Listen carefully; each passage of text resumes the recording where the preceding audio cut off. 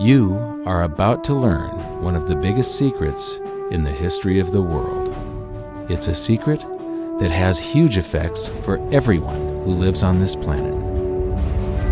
Most people can feel deep down that something isn't quite right with the world economy, but few know what it is. Gone are the days where a family can survive on just one paycheck.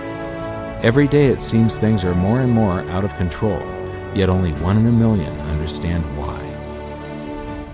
You are about to discover the system that is ultimately responsible for most of the inequality in our world today. The powers that be do not want you to know about this, as this system is what has kept them at the top of the financial food chain for the last 100 years. Learning this will change your life because it'll change the choices that you make. If enough people learn it, it'll change the world because it'll change the system. For this is the biggest hidden secret of money. Never in human history have so many been plundered by so few, and it's all accomplished through this, the biggest scam in the history of mankind.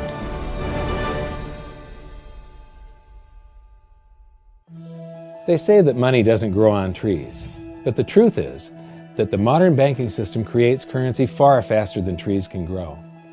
Most people don't have a clue how currency is created. Economists and bankers make it sound so complex that people think they can't understand it. But I'm going to strip our monetary system down to its essence so that you can see the scam behind the curtain and just how it affects you.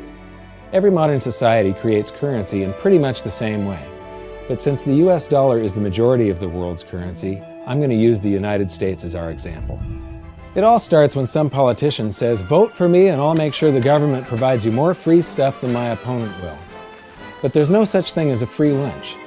So to provide that supposedly free stuff, the politicians vote for the country to spend more than its income. This is called deficit spending. To pay for that deficit spending, the Treasury borrows currency by issuing a bond. So what's a bond? If you think about it, a bond is really nothing but a glorified IOU. It's a pretty piece of paper with numbers printed on it that says, "Loan me $1 trillion today, and I promise over a 10-year period I'm going to pay you back that $1 trillion plus interest." But what you need to understand is that Treasury bonds are our national debt. These glorified IOUs are to be paid back by you and I and our descendants through future taxation.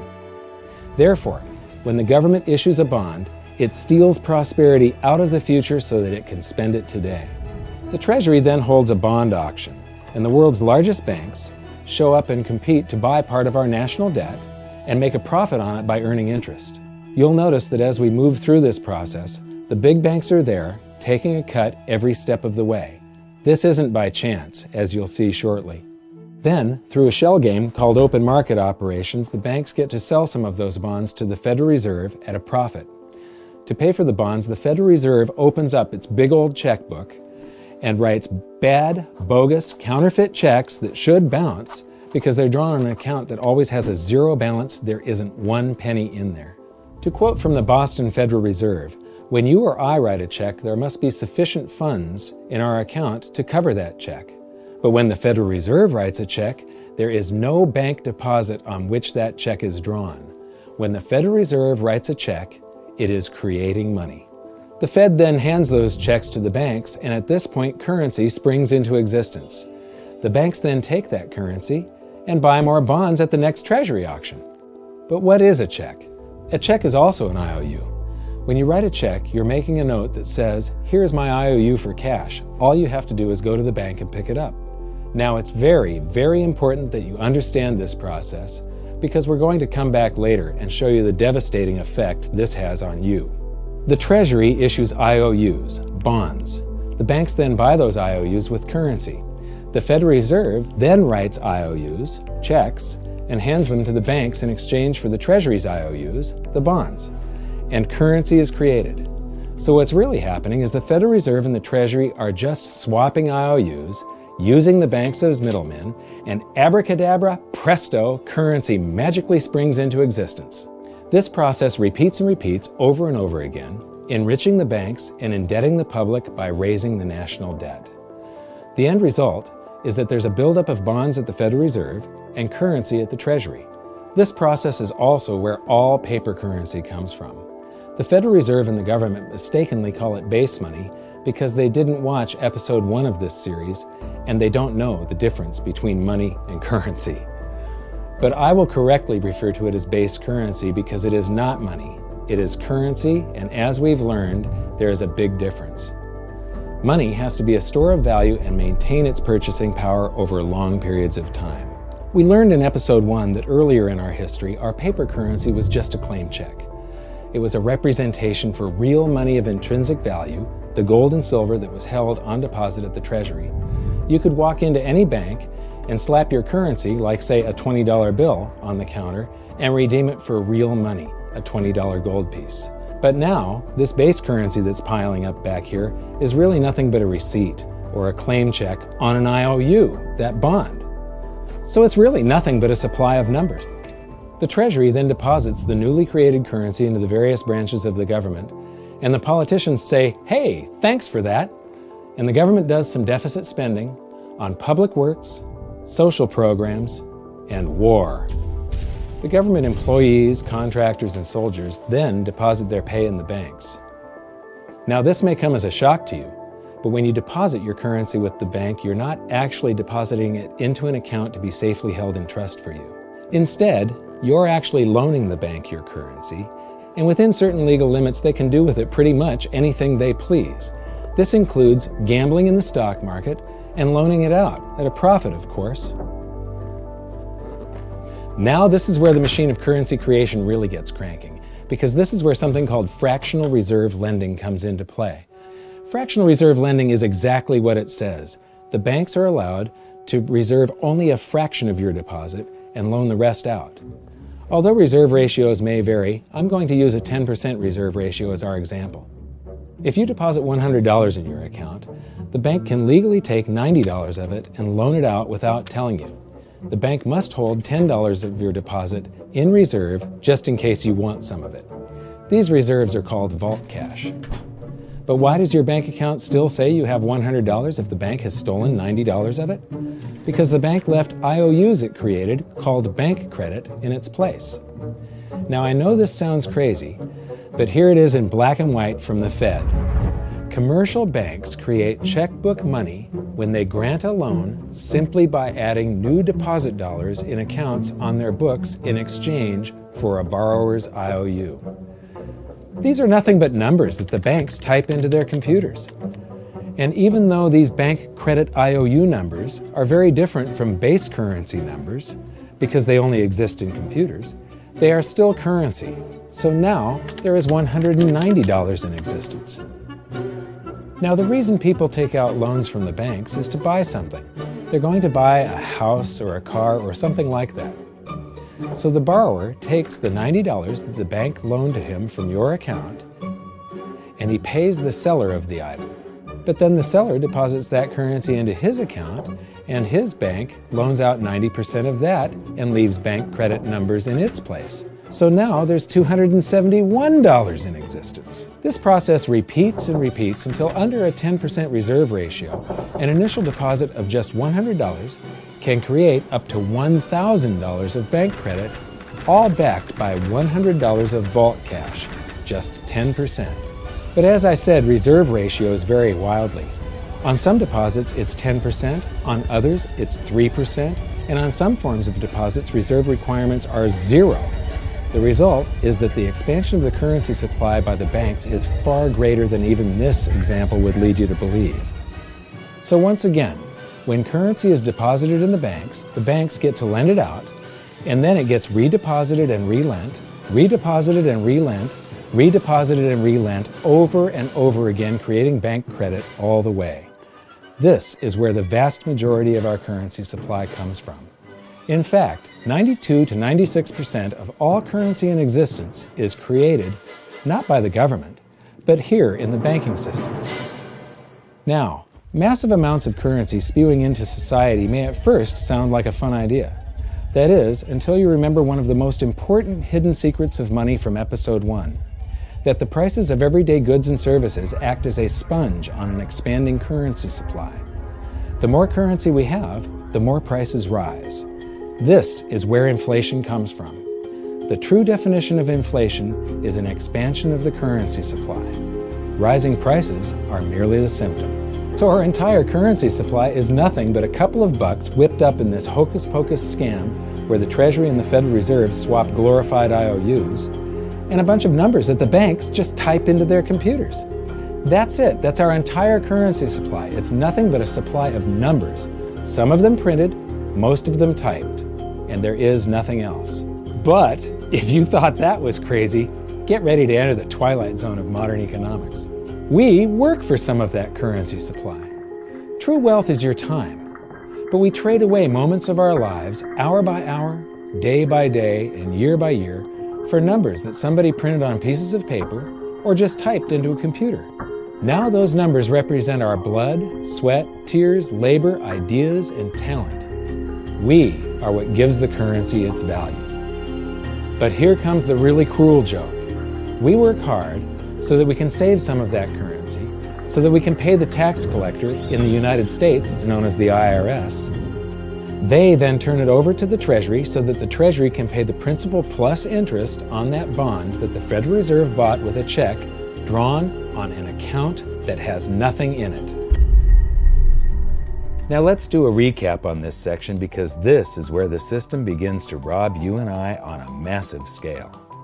Much of our taxes are not used for schools, roads, and public services, but to pay interest on bonds that the Federal Reserve bought with a check drawn on an account that has nothing in it. The Federal Reserve is committing fraud.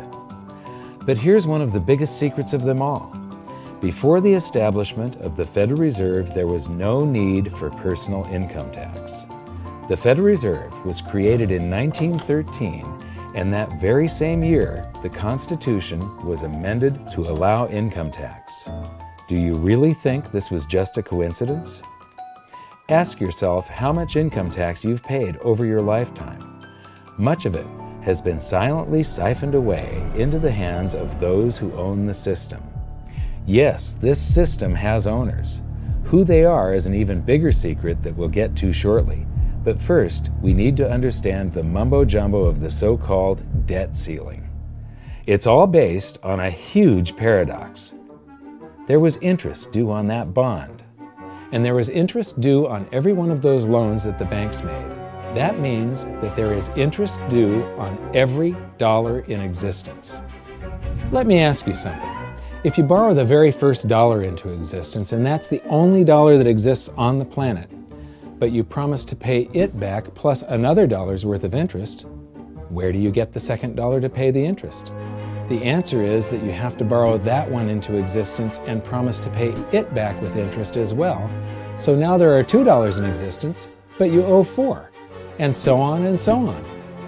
The result is there's never enough currency to pay the debt.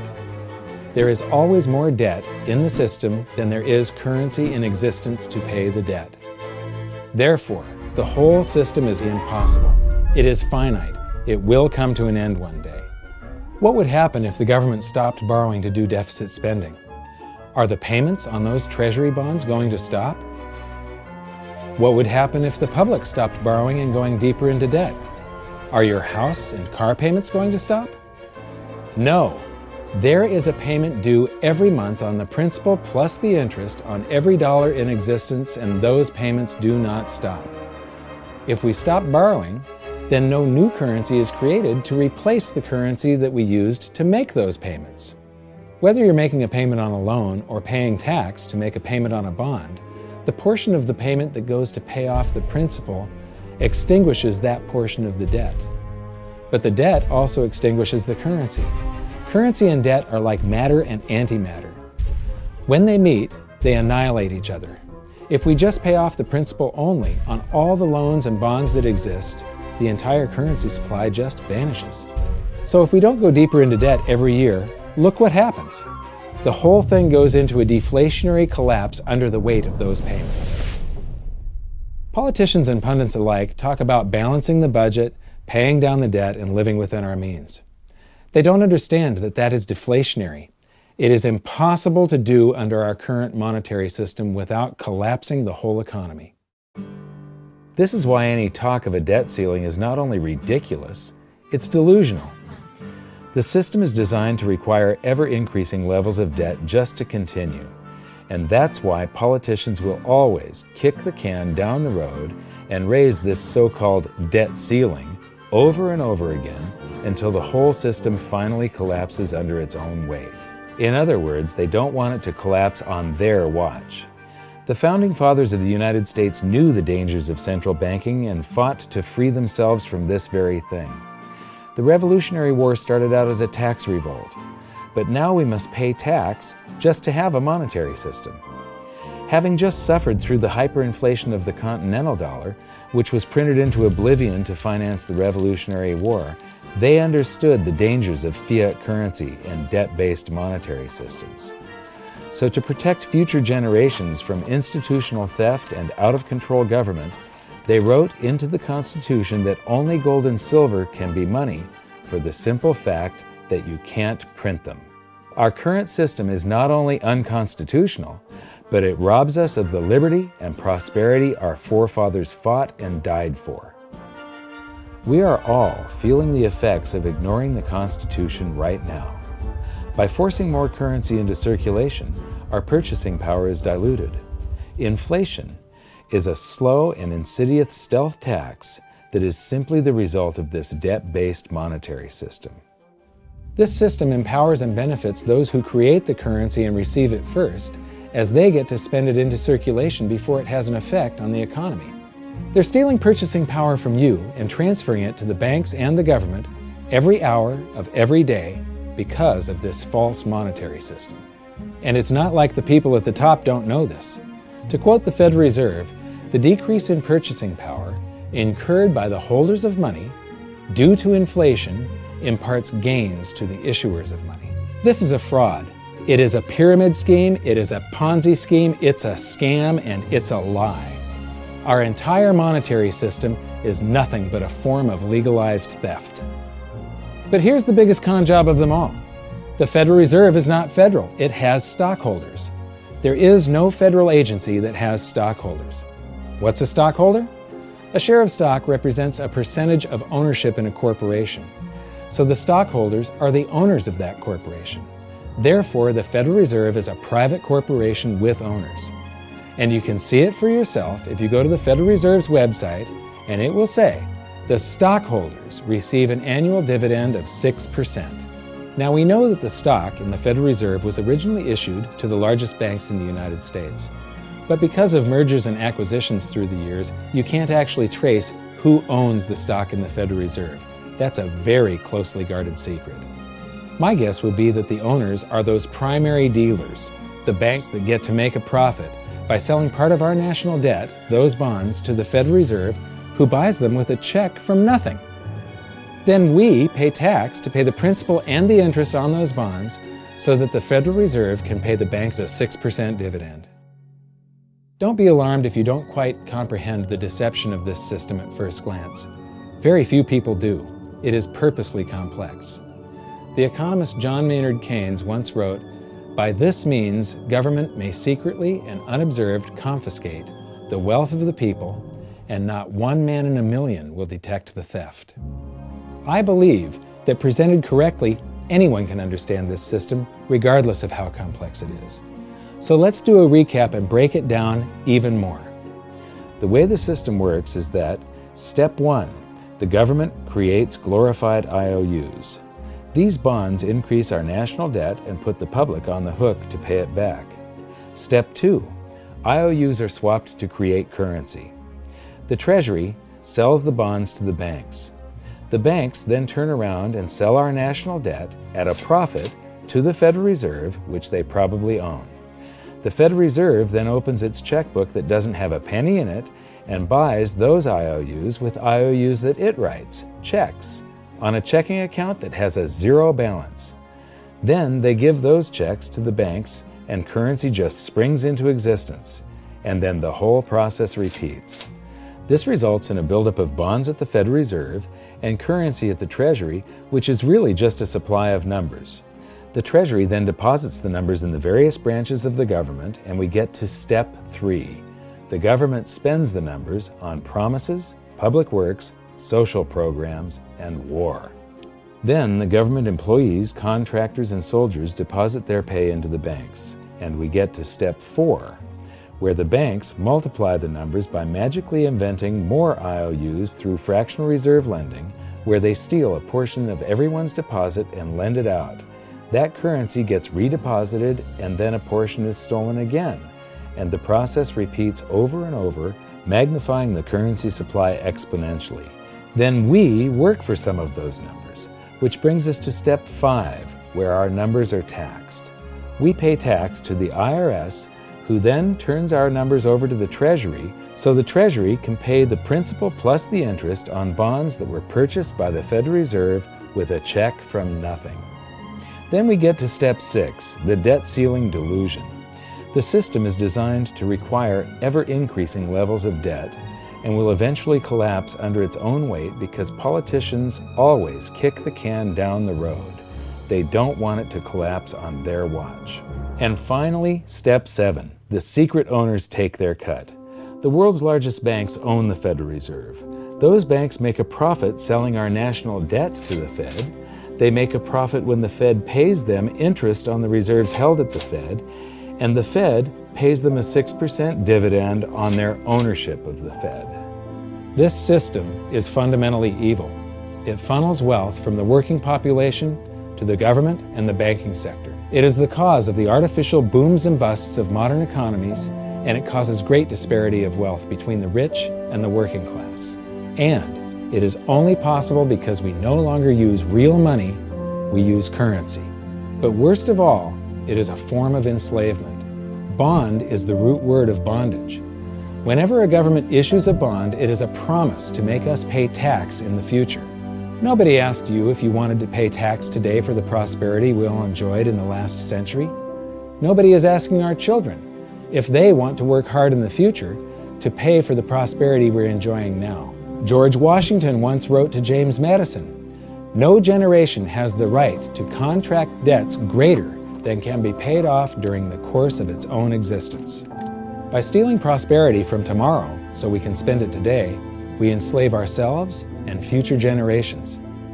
Now this all sounds pretty bad, but there is great hope, for you are the greatest threat to this false monetary system. This system relies on the public being ignorant of its workings. Please share this knowledge with everyone you know, because an informed public that fully understands the system can build a better future for generations to come. And now I leave you with this quote, widely attributed to a former director of the Bank of England. The modern banking system manufactures money out of nothing. The process is perhaps the most astounding piece of sleight of hand that was ever invented. Banking was conceived in inequity and born in sin. Bankers own the earth. Take it away from them, but leave them the power to create money and control credit, and with the flick of a pen, they will create enough money to buy it back again. But if you want to continue as the slaves of bankers and pay the cost of your own slavery, let them continue to create money and to control credit. This is the Federal Reserve in Washington, D.C. It's located on Constitution Street, and that is just as much of a joke as the New York Fed being located on Liberty Street. Both of them are unconstitutional, both of them limit our liberty, and they transfer wealth away from us every second of every day to the Federal Reserve, to the government, and to the banking sector. You are now among the 1 in a million who can detect the theft of your prosperity. So the big question is, what can you do about it? 1. Watch this video until you can describe and teach it to others. Those who understand this system can make preparations for its unavoidable collapse and protect themselves. History shows that those who don't will probably be wiped out. 2. Share this video with everyone, especially those you care about. All it takes is a mouse click or two to get this message in front of millions. Post this video on Facebook, tweet it, email it to loved ones. Please share it wherever you can. 3. Join the conversation. The current world monetary system is based on a 300-year-old design meant to enrich a few at the expense of the many. There must be a better way.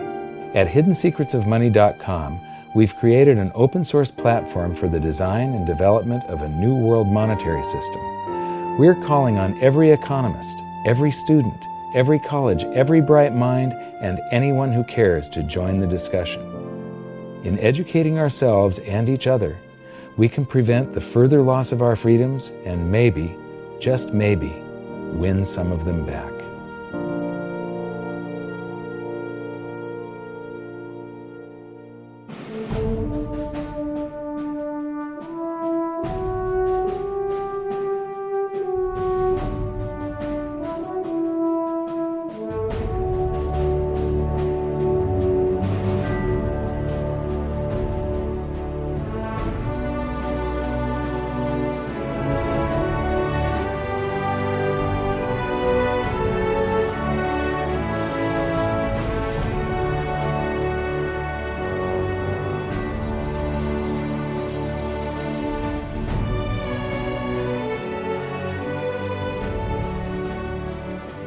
I think your episode 4 is very beneficial, very helpful. It's going to introduce these ideas to a lot of people, and like I've just been talking about, we have to change people's mind, and the more they understand it, the better.